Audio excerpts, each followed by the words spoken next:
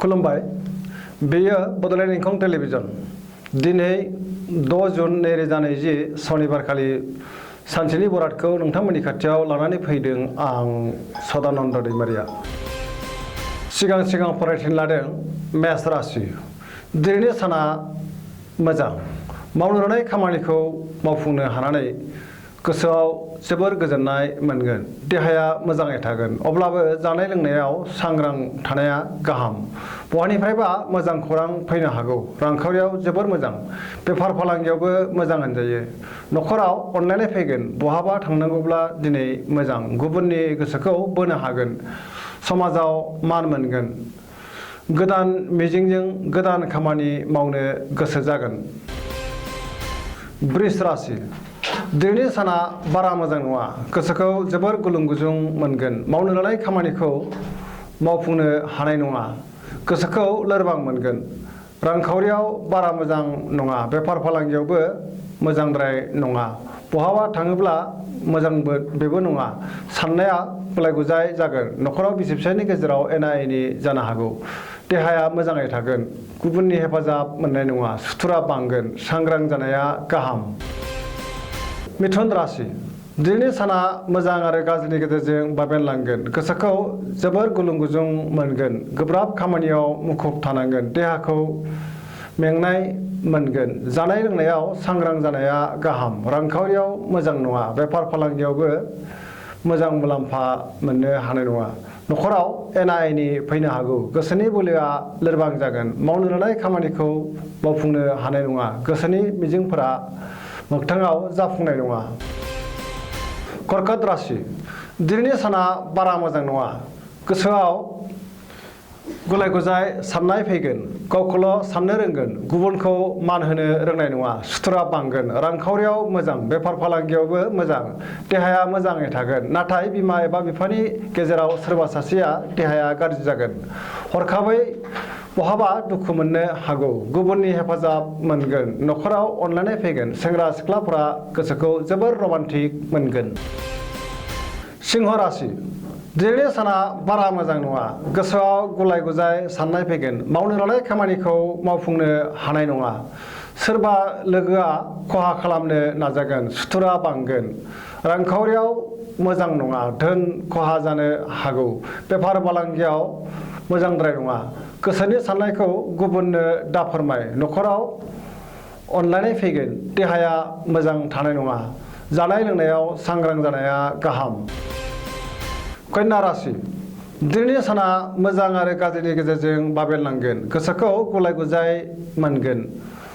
गुबुननि गोसोखौ बोनो हानाय नङा बहानिफ्रायबा हरखाबै मोजां खौरां फैनो हागौ रांखावरियाव मोजां बेफार फालांगियाव मोजां देहाया मोजाङै थागोन गोबां मुंदांखा आरो गोहोम गोनां सुबुंजों लोगो मोनलायगोन न'खराव अनलायनाय फैगोन गोबां खामानियाव मुखुब थानांगोन बहाबा दावबायहैनो खाबु मोनगोन सेंग्रा सिख्लाफोरा मोजां खौरां मोनगोन तुला राशि दिनैनि साना जोबोर मोजां गोसोखौ जोबोर गोजोननाय मोनगोन गोसोनि बोलोआ बांगोन गोसोनि साननायफोरा जाफुंगोन मावनो लानाय खामानिखौ थि समाव मावफुंनो हागोन देहाया मोजाङै थागोन अब्लाबो जानाय लोंनायाव सांग्रां थानाया गाहाम रांखावरियाव मोजां मोननो गोनां धोनखौ दिनै मोननो हागोन न'खराव बिसि फिसायनि गेजेराव अनलायनाय फैगोन समाजाव मान सन्मान मोनगोन बेफार फालांगियावबो मोजां मुलाम्फा मोननो हागोन आयआ बांगोन वृश्चिक राशि दिनैनि साना जोबोर मोजां गोसोआव गोजोननाय फैगोन मावनो लानाय खामानिखौ थि समावनो मावफुंनो हागोन गोसोनि साननायफोरा जाफुंगोन गोसोनि बोलोआ बांगोन समाजाव मान मोनगोन न'खराव बिसि फिसायनि गेजेराव अनलायनाय फैगोन रांखावरियाव मोजां बेफार फालांगियाव मोजां मुलाम्फा मोननो हागोन देहाया दिनै अदेबानि बारा मोजां थानाय नङा सिं एबा जानजि सानाय मोनगोन गुबुननि हेफाजाब मोनगोन बहाबा दावबायहैनो खाबु मोनगोन गोबां सुबुंजों लोगो मोनलायगोन फरायसाफोरा फरायनायाव गोसो दुंगोन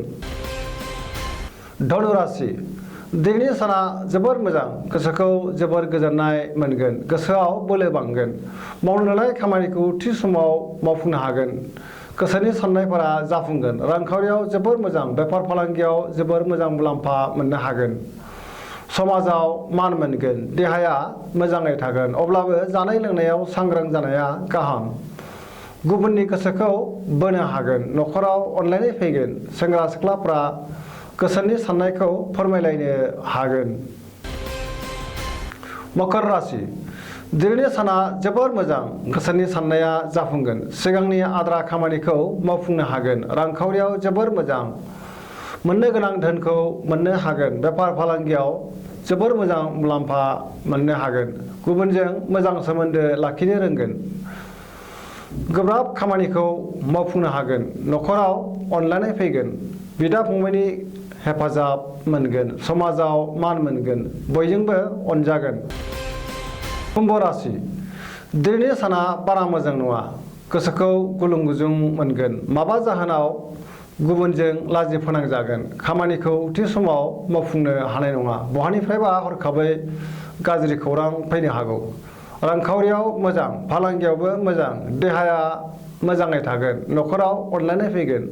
गुबुननि थाखाय जेंनायाव गोग्लैनांनो हागौ, सांग्रां जानाया गाहाम। मीन राशि दिनैनि साना मोजां आरो गाज्रिनि गेजेरजों बाबेनलांगोन, गोसोआव गुलाय गुजाय साननाय फैगोन,